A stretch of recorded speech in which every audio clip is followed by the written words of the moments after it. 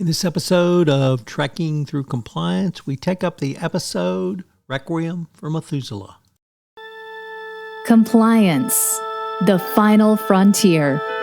Tom Fox is the voyager of Trekking Through Compliance. His mission? To explore the original series and seek out and share what it can teach you about compliance. Here's your host, Tom Fox.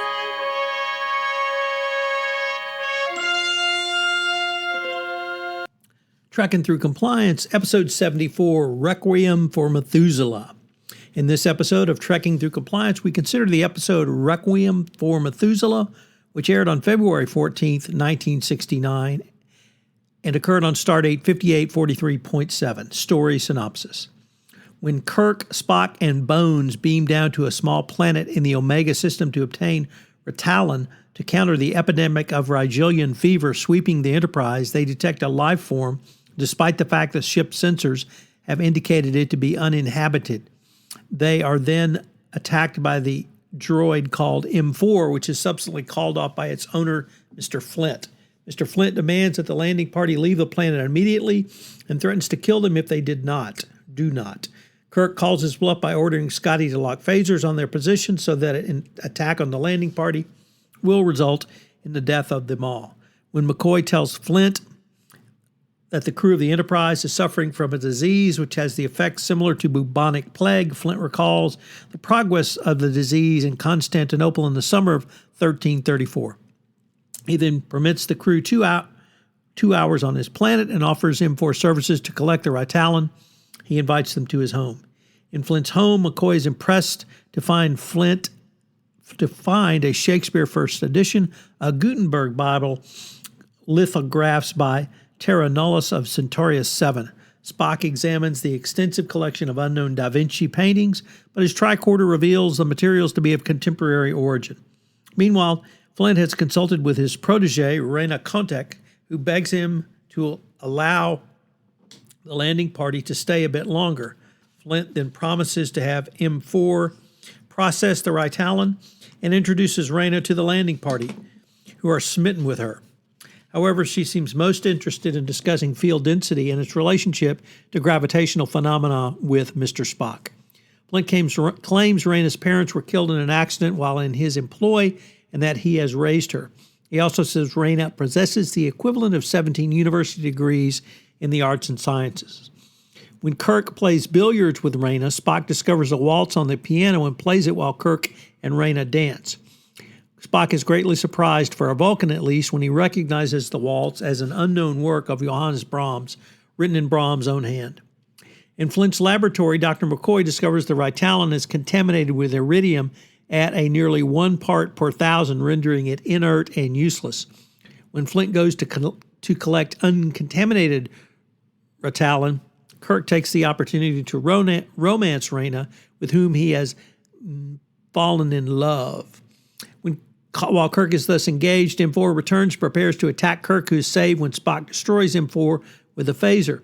Flint explains that M4 misunderstood Kirk's actions as an attack and was attempting to defend Rena.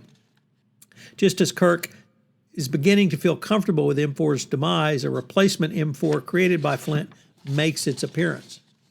Kirk contacts the Enterprise to find out information on Flint and Rena. However, the only information Uhura can provide is the planet was purchased 30 years ago by a wealthy financier and recluse named Mr. Brack.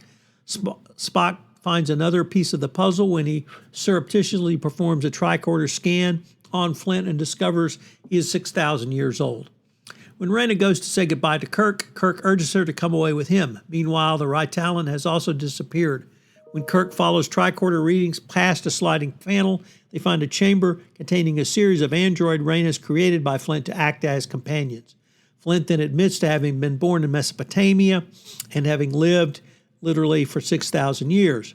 Because of his immortality, he created a mate who would not age and die. Having learned Flint's secrets, Flint refuses to let the landing party go. When Kirk tries to warn the Enterprise to leave the area, Flint suspends the Enterprise as a small tabletop model. Flint is happy that Kirk has stirred emotions in Rena and wishes to turn them towards himself. However, when Kirk refuses to back down, he and Flint fight. As a result of the conflict of Kirk wanting her to come away and Flint wanting her to stay, Reyna is caught in a logic loop and causes her to die. In one of the most poignant scenes in Star Trek, on the Enterprise, after all this, Bones discovers that Flint has been dying, having been removed from the Earth, which was the source of his immortality. Kirk's emotional trauma at Reyna is healed only when Spock uses a Vulcan mind meld to make him forget. Fun fact. I found the scene at the end when Spock uses the Vulcan mind meld to have Kirk forget Reyna one of the most touching in all of the original series. Not only is Kirk truly touched by his encounter with Reyna, but equally importantly, Spock was touched by the anguish of his friend. I really enjoyed this episode. It was great to rewatch, and there's a lot of anguish in there for Kirk.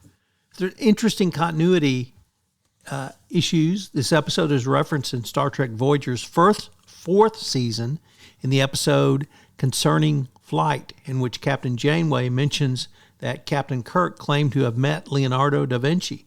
This would lead one to conclude that Spock's mind touch at the end of the episode only erased Kirk's memory of Reyna, not necessarily the whole encounter.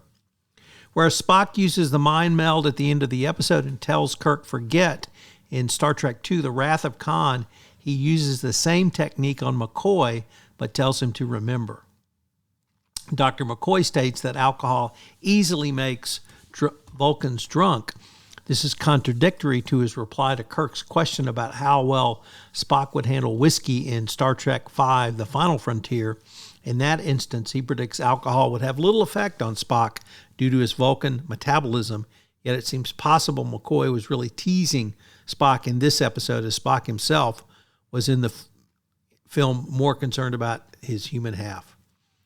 In TNG, The Offspring, Leia, the android created by Data, also died after experience and being overwhelmed by the emotions of love.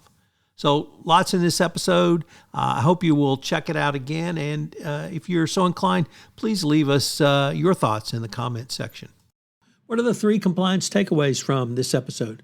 Number 1, always remember, as a chief compliance officer, you're going to occasionally have to speak truth to power. Kirk says some fairly direct, and one might even call them ugly, things to Flint. He tells Reyna directly that it is her choice, even though she's an android, but he believes her to be a sentient being, really foreshadowing many of the discussions, issues, and themes of Star Trek The Next Generation around Data. So sometimes you do have to do that. You have to be prepared to stand up for not only what's right, but what you believe you want going forward. 2, why is it important to bring investment into decision making? Well, investment is not, in this situation, money, but it's getting people invested in the decision. And here Kirk desperately tries to get Reyna to invest in the decision to leave with him.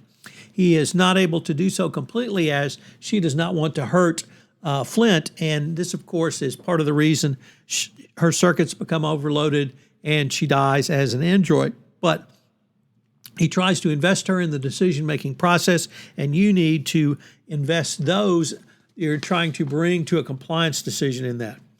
And finally, as McCoy learned when he refined the first batch of Ritalin, practice, because when it all hits the fan and it's on the line, you want to make sure that you don't make mistakes like McCoy did with the wrong Ritalin. I hope you'll join us tomorrow for the next episode of Trekking Through Compliance, which is The Way to Eden. If you enjoyed this episode of Trekking Through Compliance, you can help it grow by sharing it with the biggest Trek fan you know.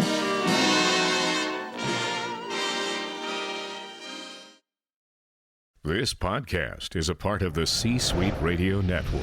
For more top business podcasts, visit c-suiteradio.com.